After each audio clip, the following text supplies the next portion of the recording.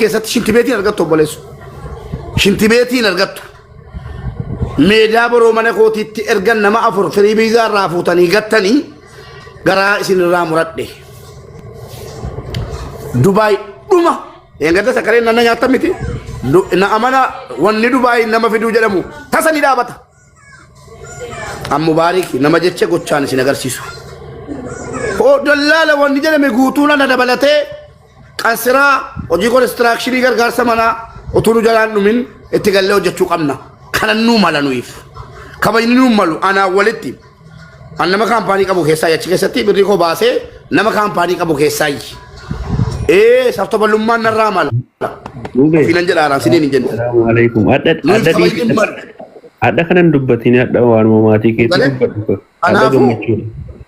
Lakkee itti mudda nan dhawwinaa tara. Kanaafuu nu maal godhaa jirra jedha. Nu maal godhaa jirra jedha. Shiira si shiirtanu. Inumaayyuu imbaasii jala dhokachuu barbaaddu. Inumaayyuu imbaasii jala dhokachuu barbaaddu. Maal imbaasii mootummaa kaa'e.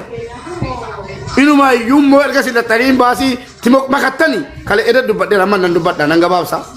Erga sillattanii imbaasii jala eegee kaachuu barbaaddanii. Yaa mootummaa jenna.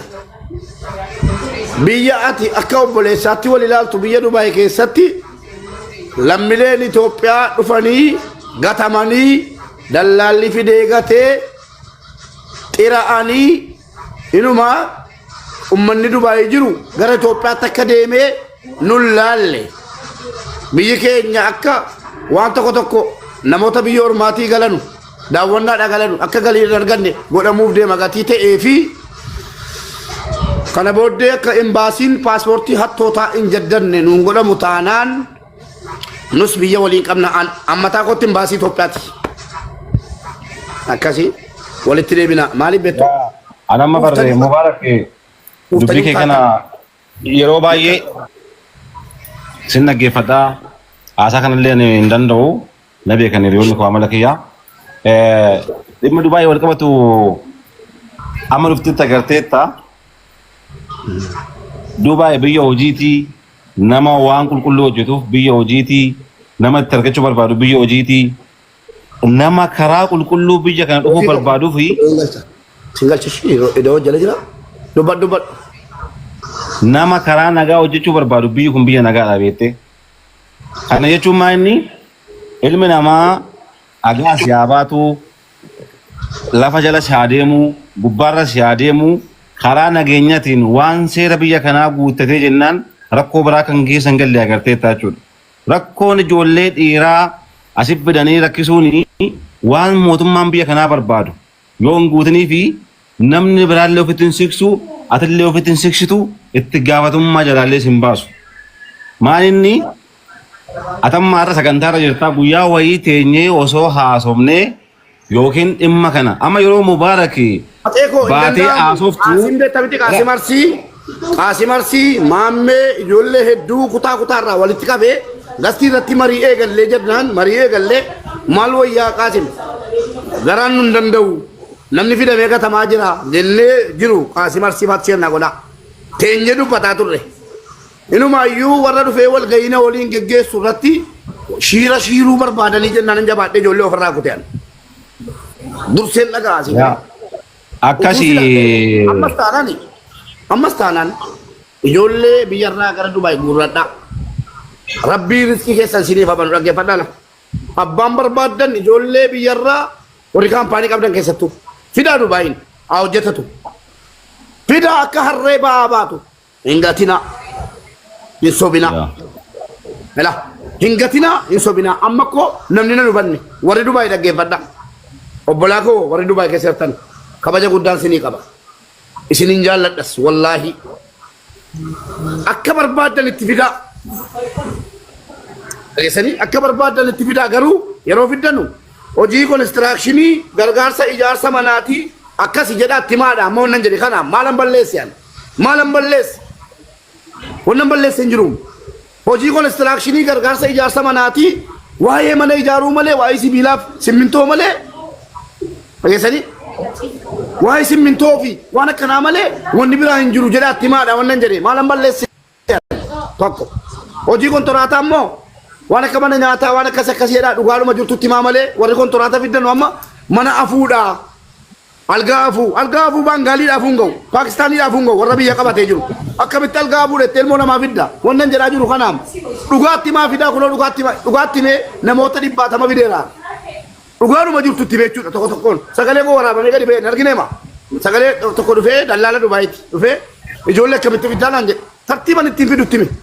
Waraabbatee bootoo warra kaa'ee waariin nama fidaa jedhan. Eeyyee naman fida yeroo fidu seera qabeessaan itti meera garuu itti meera konistiraakshiniin akkana gargaarsa ijaarsa manaati jedhe itti mee hin finne garuu konistirakshinii rabbiin eebbisee fideen beeku itti nima kaachitti ilaa hojichi simmintoodhaan wal arguudha nama wal arguun jiru nama beektu waliin argitu hoggaa lama akkasii damoozii kee akkasii eegatiin itti mee namni achumaan karaa biraatiin nu fiduu dandeessaa jedhee inni kaan liqeeffatee dhufe firii viizaa fi viizaa kontiraataati yoo danda'ame itti maan jedhe amma dubbii makee gaafan si gabbisu mubaarak amma maal si fakkaate Ani konfidinaan jedhe dhaggeeffadhaa laanaa waraabaa bakka kana. Abbaan barbaadan warri kaampaanii qabdan ijoollee Dubaayitti guuraa. Inuma ajijjiiramu ijoollee rakkoon qabu. Mootummaan Itoophiyaatiin mootummaan Dubaay walii mallateessaniiru. Hojjetaa mootummaan Itoophiyaa hojjetaa gara Dubaay galchuudhaaf mallattoo qabu. Rakkoon qabu. Garuu atis immoo mootummaa biyya Dubaay irraa eeyyama qabaadhuun jedhe waa biraan balleessineen. Ijoollee nama dhufee torbeetti profaayil lakkoofsa isaa dhaggeeffadhaa. Nama dhufee profaayilii jala warri dhufuu barbaadan na dubbisaa jedhu hin argeen hin amantu nama fide keessaa jechuudha. Nama fide keessaa wallaahi iskirashuu godhee isin agarsiisuu hin danda'an. Ana fide isin miti kan fide. An fide torbeetu hin gahin profaayilii isaa jala lakkoofsa kaa'atee ayidii godhatee masmara bitatee namoonni gara Dubaay dhufuu barbaadan karaa nagaatiin na dubbisaa jedhee kaa'ate. Kanaafar. Maa inni jedhee jechuun oi maa inni isaan fiduu bennaan sumatti kennuu finaan jedhe lakki kaasin jennatti kennin jedhe. Amma illee dhuftee torbeen geenye maal beektee asirra doobu ijoolleen jedhe wallaahi kaasin itti fidin jedhe. Kallattiin maal lakkoofsa koo kenniif hin jedhe. Kana amma sini galee duulli koo namoota qulqulluu hojii qulqulluu hojjetanuuf gaariidha. Warra kaampaanii qabanuuf gaariidha. Obboleessoo fakkeenya baabaan Nuraddiin kaampaanii qaba. Kaampaanii lama Leecoon kaampaanii qaba. Jirraan Alradaan Hacaaluun kaampaanii qabduuti ijoolleen isin fiddanu. Digdamni profaayilii jala lakkoofsa qabu. Nan dhahaa jiru jara malee tokkoffaa namni dhahu jara maaliif namni yoo dhufee maal gochuuf jedhe. Baabaan Nuraddiin immoo Mubaarakitti dawaluuf hojii nu rakkisuudha. Warri kaampaanii hin qabne naman fidinaa tokko. Warri kaampaanii hin qabne naman fidinaa tokko. Warri immoo kaampaanii qabdanu hojii jiru itti himaa fidaa kunoo onlaayinii irratti haasaaraan maaliif hamaa na gootu'an maaliif nama jibbu na gootu'an maaliif nama jibbu na gootu'an maalan balleesse Baabaan Nuraddiin Mubee natti dubbataayis. Mubee salaam alaikum warahmatullahi wabarakatuh. Namoonni Mubaarak nama fida jettanii maqballeessii Mubaarakiif deemtan achumatti dhaabadha sa'aatii ammaa kanarra. Sa'aatii ammaa kanarra. Sababni isaas nuti hunduu nama hin finnaa namni nama hin finne jiru Mubaarak yoo fide kaampaanii isaati irratti fide nama kaampaanii qabu nama seera qabeessan fidu wanni irratti duultanii maqaa balleessitaniif tokko hin jiru.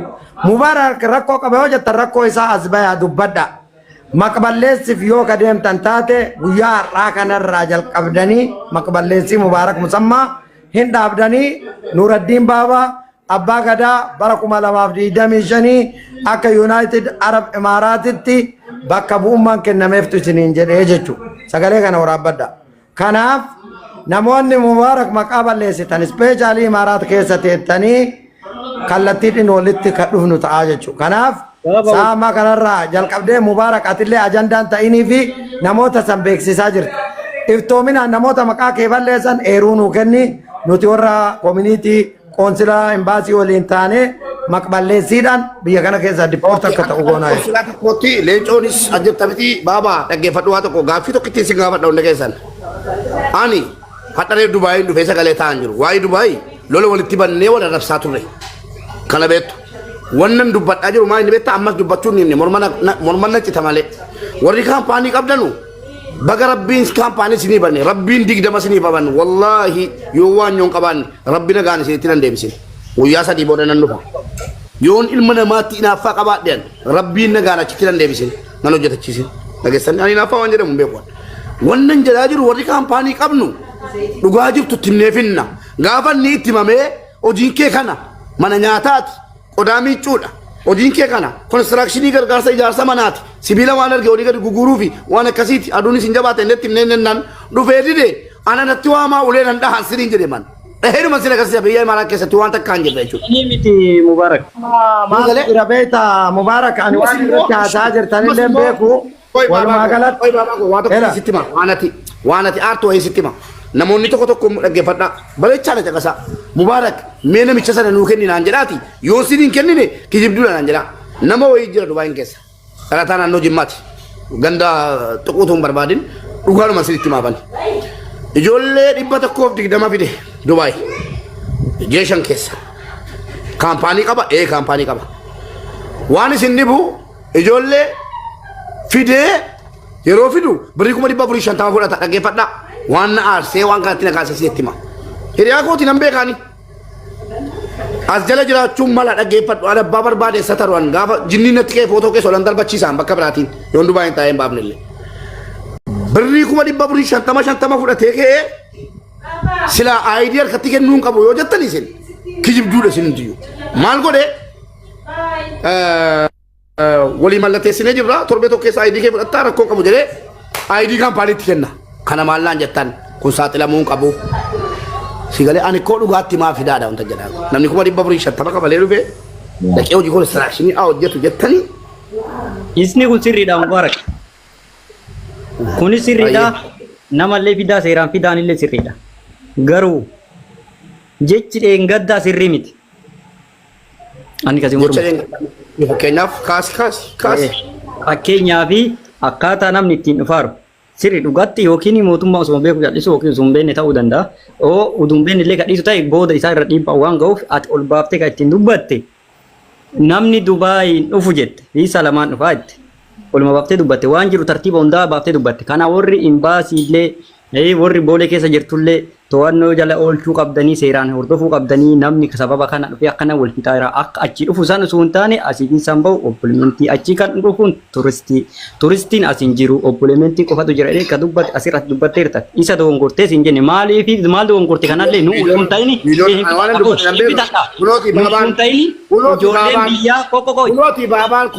ijoolleen biyyaa birrii kafalattee kaatee achi teettee ka bu'aartu leencoo dhiifamaa wajjin wanni ragaan qabne fudhataman qabu bara kana keessa.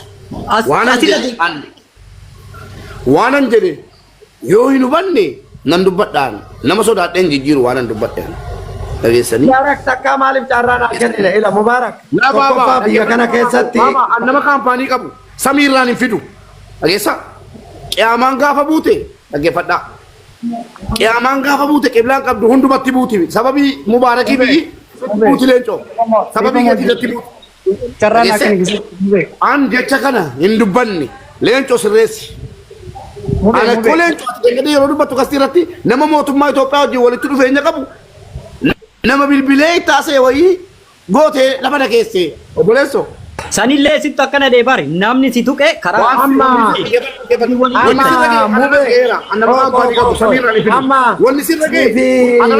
siifi leenco oi mootii irratti hin qabini siif leencootu walitti bu'e.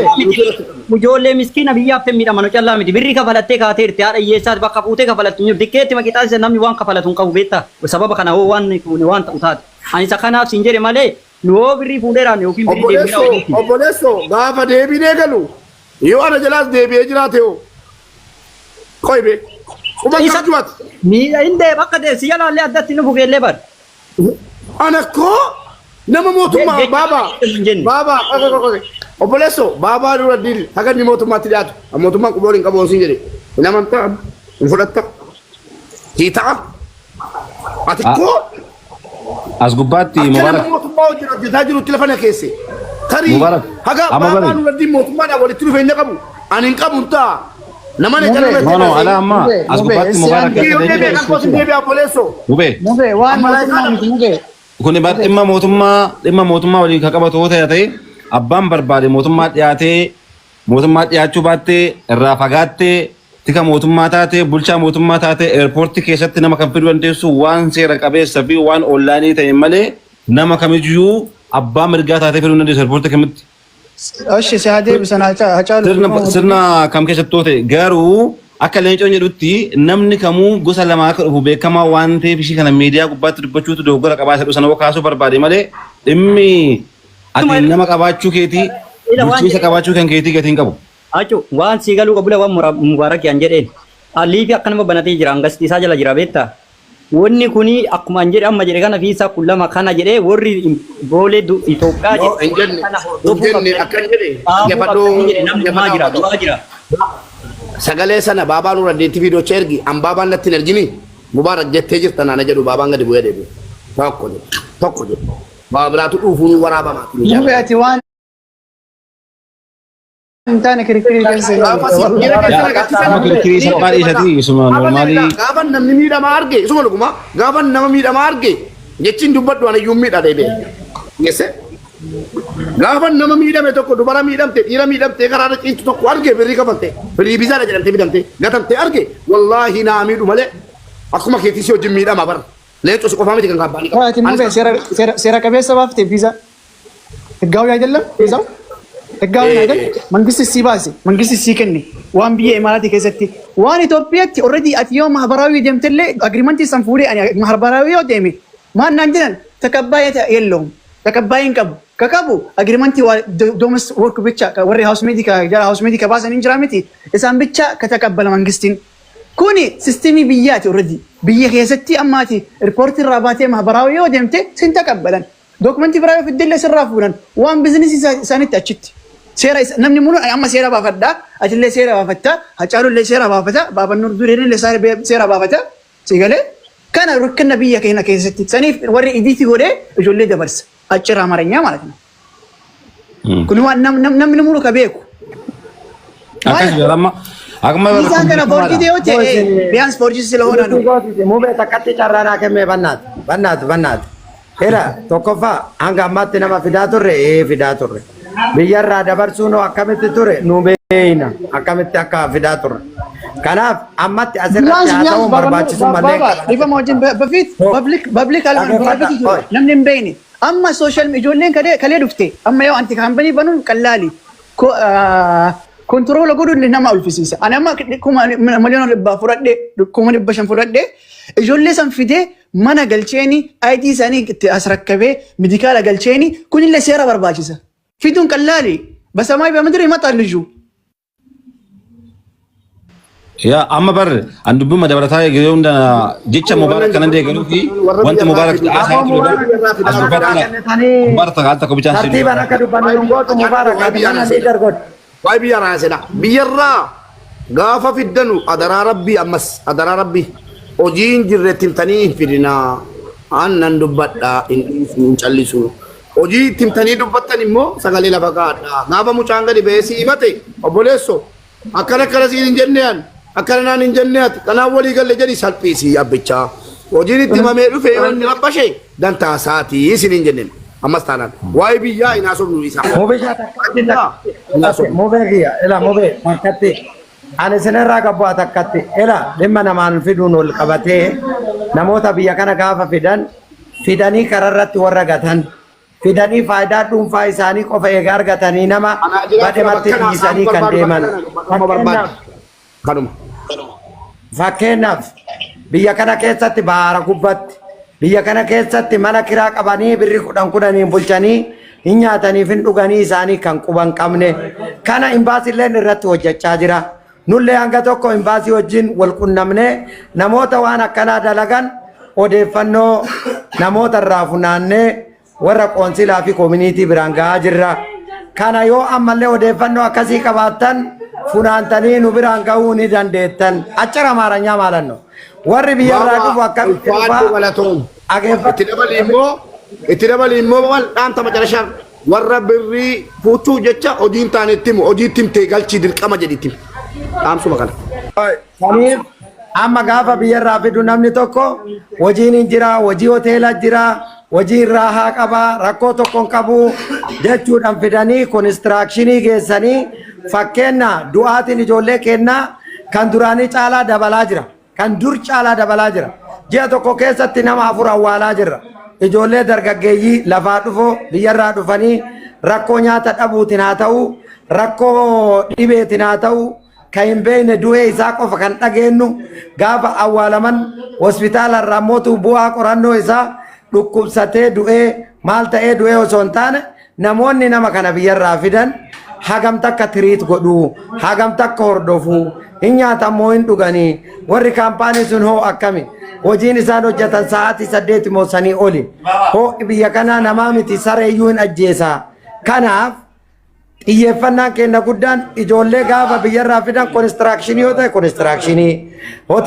reestorantii keessa yoo ta'e reestorantii qulqulluu sagalee keessan waraabbadhaa gaafa biyyarraa wajjin haasoftan ispeeshaalii ijoolleen shamarranii kaseera qabus kaseera hin qabne illee nama fidaa jira biyya kana keessatti akkamitti fidaa jira yoo jenne kaampaanii waliin ta'uudhaan kaampaaniin viizaa baasa isaan waan kaampaanii san biraan quban qaban 500 400 jedhanii irraa fuudhan warra kaampaanii sanii hanga ta'e kafalanii jara kaampaanii arganii jiranii jara saniinuu ol qubaayyuu hin qabanii wanti irratti hojjetamuu qabu tokkoof tokko kanaaf namoota kallattiidhaan wannan hojjetaa jiru waan amma baabaan jedhedha maal abbaa keessanii baabaan qabatirre maal isinoo dhiira baabaan qabadhaa anikoo kanaan ala yoon bahee jiraadhe isinii fayyakkamaan baabaa qabadhaa ka kunoo baabaan jedhee san hojjetaa jiru baabaan jedhee numaa yusuu wajjin jirra qottuun wajjin hojjedhu jedhee ishii kanaan walii galle koominiitiitti nan galmaa imbaasii dhaquu nan eegala nan laala baabaas mee imbaasii naa geessu koominiitiin naa geessu